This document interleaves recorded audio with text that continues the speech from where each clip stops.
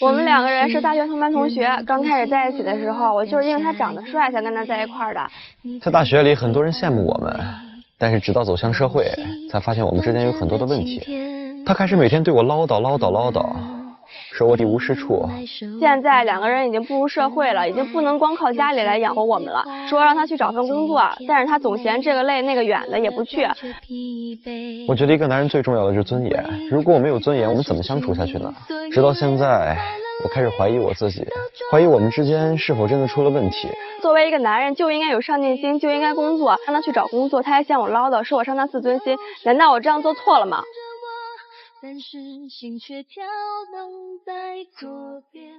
男生的不上进就会成为一段爱情分开的理由吗？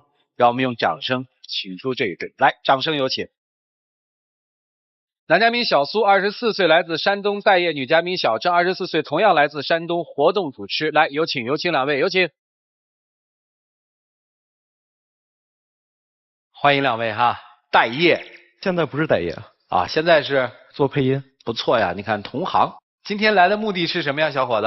调解一下吧，他总觉得我这不行那不行，然后整天跟我吵。姑娘今天来干嘛？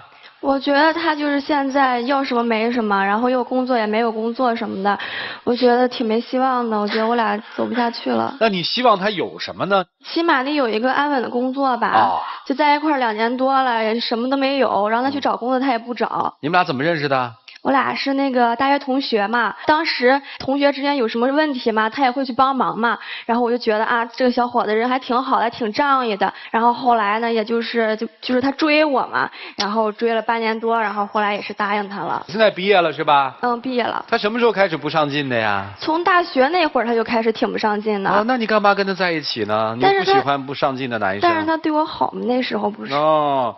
他怎么不上进啊？在大学的时候就天天不上课，然后我打电话叫他，他也不上课，他又在那儿跟我说什么啊，老师讲的我都会，就根本就不用学，他挺自负的那时候。当时就是，我觉得老师讲的我都会，大学应该过得充实一点。哎，你们什么专业？播音主持。播音主持？哦。你说话声音能大点吗？您这调值都不对，老师讲的您还都懂呢？啊，没有。啊？当时我就觉得大学应该过得充实一点，做一些我自己想做的事。对。你做了些什么呢？就是平时出去玩，然后在宿舍里打打游戏什么的。加上谈恋爱。对。讨好女朋友。哪年毕业的？去年毕业之后你就开始工作了是吗？对，就去年的前1年的时候，不就已经开始要准备实习了嘛？然后就大家开始忙实习的事，就找单位找工作嘛。他倒好，就天天在宿舍打游戏，觉得就不用学习，他什么都会。找工作的时候他也不去找。现在毕业了嘛，我已经有工作，他现在就是之前也在家什么都不干。你现在靠什么活着，兄弟？就是靠给人做配音。那不是有工作吗？他是刚找的，还找了没2天呢。在没这个份工作之前，您靠什么活着，兄弟？靠家里给的生活费。大学毕业1年还给呢？然后出去有的时候会零碎的接一些工作。开心吗？现在我觉得有工作之后自己过得蛮充实的。这就行了吗？你怎么不说你骗我那事儿呢？那叫骗你吧。当时我在家一天待10几个小时，他能说我一半的时间。那我可不得说你们，我都毕业1年了，都工作1年了，你什么都没有，我不说你2句怎么了？然后当时我就找了个理由，我出去了，但是我没出去工作。然后后来他知道了，在外边吃饭的时候就抡起那杯子就砸我头上了。那是我因为那事儿砸你头吗？那您是因为什么事儿？就有一次他不是说他出去一段时间吗？他出去那段时间根本就不是找工作去了，就是因为怕我在家里说他，然后他就出去玩去了，各种找朋友喝酒，去网吧什么的。后来就我过生日嘛，就他骗我说什么找一工作，说薪水特别高，就说要带我出去过生日，给我就是庆祝一下嘛。当时我还挺高兴的，我说想着哎，终于就上进了。其实根本就不是，他那些钱是他妈给他的。他还跟家里人说什么啊，我需要一笔钱，我急需什么的。后来他妈发短信还问他说，还以为他在这边出什么事儿呢。所以你说我能不打他吗？现在找到工作就没事了吗？他也不是为我找的呀。后来出现一姑娘，还得为你找。他不是因为别人鼓励他才上进的吗？是你鼓励他都没用，别人鼓励有用。说说那个人吧。就所以说他这不出轨了吗？不，你说说那个人，我们判断一下。就是那段时间，我不也经常说他什么的，他不烦嘛。然后后来就是我当时上班也忙，也不注意这些事儿。他天天和一个女生聊到12点。然后我也不知道，我当时睡着了嘛。后来就有一天，就是我醒了之后，我看他手机，就一个女孩给他发信息说什么啊，亲爱的，你今天一定要加油，还加油哦。你说跟谁卖能装可爱呢？我跟人只是普通朋友。什么叫普通朋友关系？从哪认识？怎么认识？你跟人主持人说说你怎么认识的？说说。当时就是和朋友一块出去玩嘛，然后就认识了。去哪玩的？出去喝酒认识的。去哪儿喝的？得接上啊。酒吧。然后我觉得就是普通朋友，然后跟人聊个天没什么。但是他那朋友我都不认识，跟他去酒吧那些朋友我都不认识。所以我就觉得跟你不是什么好人。而且我当时跟那个女孩真的是什么都没有，而且我俩现在也不联系了。就当时觉得心情不好，然后就当朋友就聊天。那我跟别人心情不好的时候，我跟别人说什么亲爱的加油行吗？你也不愿意啊。行吗？问题是行吗？不行啊。当时那段时间就是他逼我逼得太死了，然后他怎么逼你的？就是有一次我俩出去吃饭，当着很多人的面，他就把手机给砸地下了，然后就开始跟我吵。你觉得那事怪我吗？我之前给你找那活你为什么不去？你还把人鸽子给放了，你说我能不生气吗？找你找不着。他给我找一工作，去给人做那个开业那个主持，然后当时我去了之后是他一朋友去了之后，当着很多人面就开始数落我，说我整天吃他的喝他的。说一两句怎么了？说一两句听着不行。我花你1分钱了吗？你怎么不是花我钱？那平时在家那个房租什么开销不都是我开销？你觉得你妈给你那点钱你就足够了是吗？我当时确实花的是我生活费，我没花你1分钱，而且他当着这么多人面说我。那说一两句你听着不就完了吗？咱们说说那女生是怎么鼓励他后来找到工作的吧。就是他俩经常在就是聊天什么的嘛，然后背着我也不知道，然后不是后来我不是发现了嘛，发现之后我就跟他吵跟他闹，然后后来有一次我朋友就是在外面吃饭嘛，看他和那女生在一块儿发照片给我了，然后我就特别生气，回来我问他他也死不承认，还跟我说在家打游戏。那你怎么会觉得说是因为这个女生的出现他才找到工作呢？不是为你找的呢？因为之前从毕业那段时间开始嘛，我就一直让他去找工作，他也不找，就说嫌就是后来也找了，但是找那工作吧，就是干2天不干了，就是比如说什么啊，我觉得这个挺累的，挺远的，挺热的，什么我老板对我不好，就反正找各种理由就辞了，就一个工作干2天不干了，一个工作干2天不干了。然后后来接了一个车展的活动，我还觉得挺好的，就是说让他跟着主办方出差半个月嘛，就到处跑嘛，全国各地。结果他过了2天回来了，还给我抱怨说什么啊，吃的不好，住的又不好，什么我因为太累了，什么热什么的又回来了。我说那行，我说那既然你觉得累，那咱不干了，咱休息一段时间是吧？但后来我们就是朋友一块吃饭嘛，说起来这个事儿，他那个车展根本就不是他觉得人家主办方不好，是他当时车展的第1天就给人弄迟到了。你说谁车展等着你迟到半个多小时，那黄瓜菜不都凉了？我那一次确实不是故意的，我就是早上起来闹钟坏了，手机没定闹钟。闹钟坏了是理由吗？那我闹钟坏了我还不上班呢。姑娘，你这么烦他，怎么不早离开他呀？我想，但是我舍不得。有啥舍不得的呀？不务正业，不思进取。他之前对我在外面跟人勾三搭四，还不听话。因为他之前对我挺好的，在上大学那会儿嘛，就是经常还害怕我就是下课晚了什么的接我，但是他现在根本就不那样。我上班加班晚了10点多的时候，该打电话找不着他。那应该有人送你啊，是吧？你单位里面没有特别优秀的男同事来送你？人家都知道我有男朋友，而人家他们追求我也不会。有追你的哈？哎呦，条件怎么样啊？条件挺好，挺优秀的。哎，说说怎么个优秀法呀？就是照顾我嘛，挺什么的。啊，这个也挺上进的哈。对。你原来怎么不说呢？告诉你这种事儿干嘛呀？看，不是我对他怎么样，我觉得他变了一个人，你知道吧？啊，你声音大点。从毕业开始到现在，就是基本上就每天都在叨叨。然后上次跟我吵架，拿杯子砸我头上，还缝了3针。那后来医药费不是还是我给你付的？我自己搭车去了医院。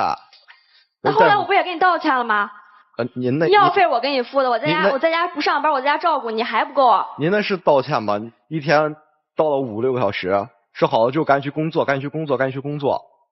那但是你在家待都1年多了，什么都没有，什么也不往家里拿，就知道打游戏。打游戏我也没见你打到职业那个位置。我每干一件事之前，你都是说我这不行那不行，这不行那不行。那我不得嘱咐你2句吗？你万一出去给人搞活动搞砸了，人家还怎么要你啊？我还没干呢，你怎么就知道我不行？那我说你2句，你听着不就完了吗？哪这么多事儿啊？想娶她吗？原来想，但是现在如果这样下去的话，你说再把我打出个什么好歹的来？哎，我比较无奈。老师们，你们看怎么办吧？一起进入丘比特问卷。小苏，24岁了，大学毕业了，自己养活自己，确实是天经地义的。给女朋友过个生日，还要问自己的妈妈去拿钱，如果换了我，简直是无地自容了。一个大学校门刚刚跨出的年轻人，即便天天在外面碰壁，这也不丢脸。但你天天在家里面壁，这真的很丢脸。所以你女朋友对你的这一些的责怪，我完全认。你现在还勾引其他的女孩子？我跟别人真的没有，真的没有，就是相当于女闺蜜吧。你呢，把她的头打破，缝3针，这么一个亭亭玉立的女生，怎么会动用家暴呢？你希望她能够振奋起来，但为什么其他的女孩子能鼓励她，你不能？小郑，你有没有考虑过问题？男人有时候是很需要鼓励的，男人有时候也是要哄的。如果说你一味的责怪他，最后破罐破摔了，你怎么办呢？所以人家女孩子温柔一点，她感觉哎，我是错了。所以你的方式方法和脾气上是存在着一定问题的。你感觉你的男朋友他有优点吗？有。他最大的优点是什么？细心，之前对我蛮照顾的，还是。也就是说，他除了不求上进，对你是很照顾、很体贴的，而且他最大的特点是细心。如果细心这一点用在工作上，那绝对是优点。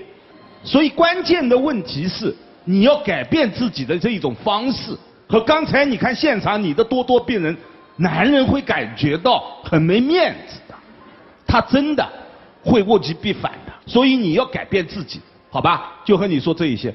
对于男人来说，如果不追求上进，没有任何一个女孩会喜欢的。你作为一个男人来说，还是要撑起一片天的，给女人一种安全感，那她才会决定要不要继续跟你交往下去，这个是最起码的。